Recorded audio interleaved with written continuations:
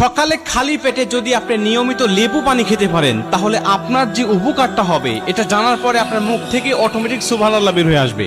কারণ আল্লাহ এই ছোট্ট ছোট্ট বিষয়ের মধ্যে আল্লাহ কত যে দামি দামি নিয়ামত রেখে দিয়েছে আপনি কল্পনাও করতে পারবেন না। আপনি বলতে পারেন হুজুর এগুলো তো চিকিৎসকদের কথা, ডাক্তারদের কথা, তা আপনি কেন বলছেন? ভাই আমি শুধু রবের নিয়ামতটা আপনাকে বোঝাচ্ছি। রব বলছে ফাবি আইয়ি আলাই রব্বিকুমা তুকাযিবান, আমি রবের কোন নিয়ামতকে তুমি, কোন অবদানকে তুমি অস্বীকার করবে বলো?